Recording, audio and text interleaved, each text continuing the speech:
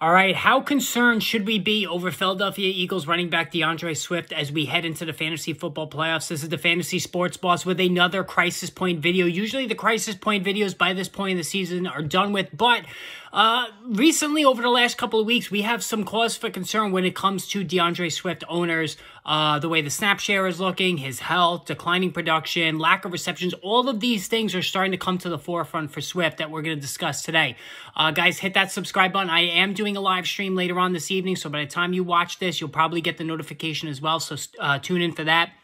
I'm going to discuss tonight's Pittsburgh-New England game.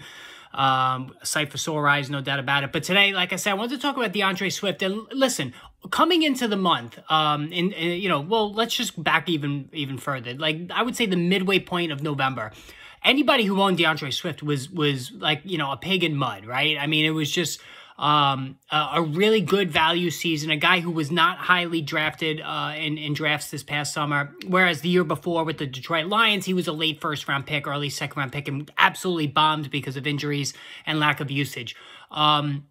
Found a great home with the Eagles, even though there was initially a logjam at the running back position. Things cleared up, and Swift was the guy. And, really, starting in week 2, when he put forward 27 PPR points, from week 2 all the way through week 8, Swift was double digits in PPR, right? He jogged under 10 in week 9, and then was at 19 for week 11. From week 11 onward, though, you could kind of draw a line of demarcation. So he put up 19 fantasy points, PPR points in week 11. Week 12 against the Buffalo Bills, 9.4. Last week against the San Francisco 49ers, only 4, right? So really, 3 of the last 4 games now, DAndre Swift has been in the single digits in PPR points. During that time period as well, he's not catching the football. In those 4 games, 10 total catches, right? Only 10 total catches, 1 touchdown, and that was on the ground. And, the rushing average has plummeted all the way to 6 carries for 13 yards against the 49ers. 14 for 80 the week before, 12 for 76 against the Chiefs, 18 for 43 against Dallas.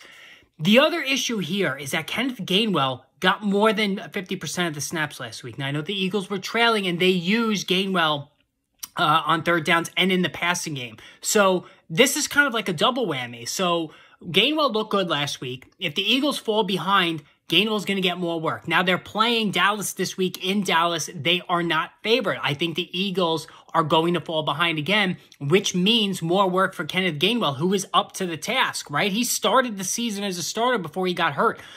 In addition, Gainwell is the primary receiving back, not DAndre Swift. I mean, Swift does have 36 catches, right, for 208 yards and a score, which is good. But again, over the last month, he's losing targets to Kenneth Gainwell.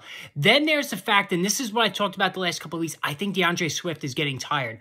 He has had nothing but injury-interrupted seasons throughout his career. This is the first time he's not missed time with injury. He's played the whole season, so I don't think physically his body is used to this. He's getting tired. He looks a step slow. Took that hellacious hit last week. I don't think he's even 100% healthy, but he's playing through it. So all of these things together have me concerned about DAndre Swift going into the playoffs. And this week, I'm definitely concerned about him against Dallas for all the reasons we just talked about. Guys, hit that subscribe button. I will see you all at the live stream later on today.